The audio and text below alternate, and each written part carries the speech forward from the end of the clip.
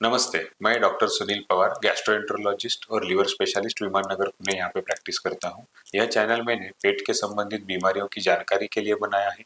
अगर आपको regular updates चाहिए तो सब्सक्राइब करें और बेल आइकॉन पे क्लिक करें। आज का टॉपिक है हाइएटस हर्निया।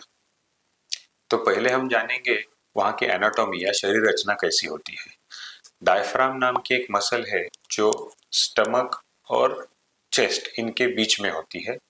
ये स्टमक और चेस्ट को डिवाइड करती है। इस डायफ्राम मसल के बीच में एक होल रहता है जिसको हाइएटस बोलते हैं। इसलिए इस हाइएटस के थ्रू जो हर्निया होता है उसे हाइएटस हर्निया बोला जाता है।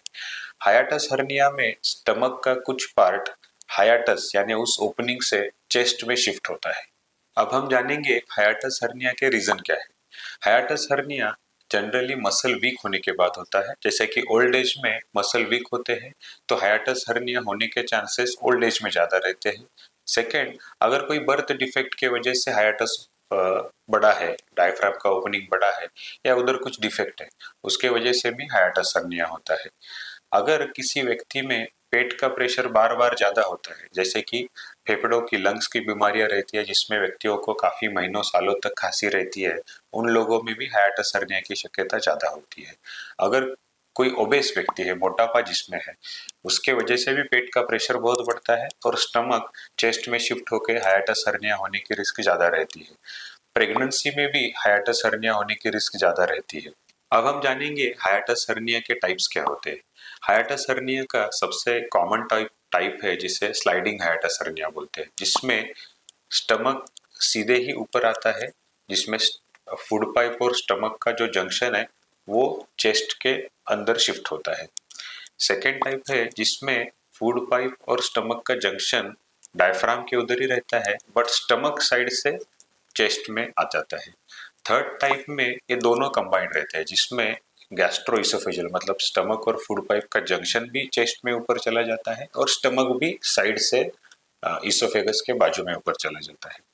फोर्थ टाइप है जिसमें स्टमक के साथ इंटेस्टाइन या लीवर या स्प्लीन मतलब एब्डोमेन के स्टमक को छोड़ के कोई और एक ऑर्गन भी हाइएटस में एब्डोमेन से होके चेस्ट में चला जाता है। अब हम जानते हैं कि हाइएटस हर्निया के सिम्टम क्या होते हैं। अगर हाइएटस हर्निया की साइज छोटी है, जैसे कि 2 से 3 सेंटीमीटर ही है, तो जनरली बीच बीच में एसिडिटी या एसिड रिफ्लक्स इन लोगों में होता है। अगर हाइएटस हर्निया बहुत बड़ा है तो इसमें रिगर्जिटेशन मतलब जो भी खाना हम खाते हैं या पानी पीते हैं वो मुंह में ऊपर आता है, या हम रात में सोते हैं तो खाना या पानी मुंह में ऊपर आने की वजह से खांसी होके नींद टूट जाती है। कभी कभी एसिड इतना ज्यादा ऊपर आता है कि फूड पाइप में अल्सर्स होते हैं, उसकी वजह से खून की उल्टियाँ या जलन हो सकती है। एसिड रिफ्लक्स होके फूड पाइप नैरो, जिसे स्ट्रिक्चर बोला जाता है, नैरो होती है, तो खाना खाते वक्त भी खाना अटकने की सिम्टम लेके भी काफी सारे पेशेंट्स आते हैं। लार्ज हाइएटस हर्निया की वजह से कभी कभी ब्रीदिंग डिफिकल्टी भी होती है।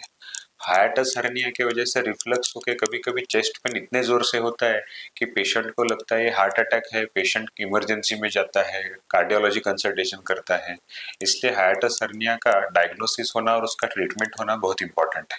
इस हाइएटस हर्निया का डायग्नोसिस या निदान कैसे किया जाता है। हाइएटस हर्निया का डायग्नोसिस एंडोस्कोपी के द्वारा किया जाता है, जिसमें फूड पाइप और स्टमक इसका जंक्शन हम देखते हैं और उसमें क्वांटिफाई भी कर सकते हैं कि हाइएटस हर्निया की साइज क्या है, जैसे कि 2 सेंटीमीटर स्टमक चेस्ट में गया है, 5 सेंटीमीटर स्टमक चेस्ट में गया है। दूसरा तरीका है हाइएटस हर्निया जानने का, उसको इसोफेजियल मैनोमेट्री बोलते हैं। ये प्रेशर की स्टडी है जिसके वजह से प्रेशर डिफरेंसेस हाइएटस हर्निया के डिसीज में होती है और उसके बेसिस पे भी उसका लेंथ वगैरह डिसाइड होता है। पहले बेरियम सॉलो भी किया जाता था हाइएटस हर्निया डायग्नोस करने के लिए, बट एंडोस्कोपी और मैनोमेट्री आने की वजह से और वो मोर प्रिसाइज रहने की वजह से बेरियम सॉलो जनरली अभी नहीं किया जाता है। अब हम जानते हैं कि हाइएटस हर्निया की ट्रीटमेंट कैसे की जाती है। अगर हाइएटस हर्निया स्मॉल है और पेशेंट को बीच बीच में थोड़ा एसिड रिफ्लक्स के सिम्टम होते हैं तो इसके लिए डाइट और लाइफस्टाइल में चेंज हम पेशेंट को समझाते हैं। डाइट और लाइफस्टाइल के बारे में एक डिटेल वीडियो हमने बनाया है जिसकी लिंक डिस्क्रिप्शन में नीचे दी गई है। दूसरी चीज हम मेडिसिन यूज करते हैं। इसमें सिर्फ एसिड कम करने के मेडिसिन देके ज्यादा फायदा नहीं होता है। हमको एसिड स्टमक से इंटेस्टाइन में आगे पुश करने वाली मेडिसिन, जिन्हें प्रोकाइनेटिक मेडिसिन कहा जाता है, वो भी देनी जरूरी होती है।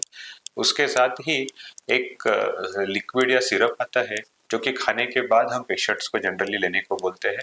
ये सिरप एक लेयर बनाता है, एक राफ्ट जैसा चीज बनाता है फूड पाइप और स्टमक के जंक्शन पे, जहाँ पे एसिड पॉकेट तैयार होता है हर्निया केस में, और ये राफ्ट एसिड रिफ्लक्स होने से प्रिवेंट करता है। अगर किसी व्यक्ति का हाइएटस हर्निया बहुत ज्यादा है साइज में, जैसे कि 5-6 सेंटीमीटर से ज्यादा है, या तो सिम्टम काफी सीवियर है, उन लोगों में हम सर्जरी की सलाह देते हैं। ये सर्जरी अभी लैप्रोस्कोपी से होती है, जिसमें टाके 2-4 टाके ही रहते हैं। इसके अलावा ये 3 से 4 दिन तक हॉस्पिटल में रहना पड़ता है।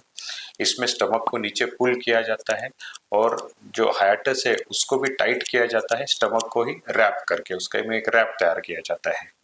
तो आज हमने देखा कि हाइएटस हर्निया होता क्या है, उसके टाइप्स क्या होते हैं, उसके सिम्टम क्या होते हैं, उसका डायग्नोसिस कैसे किया जाता है, और सबसे इम्पोर्टेंट उसका ट्रीटमेंट कैसे किया जाता है।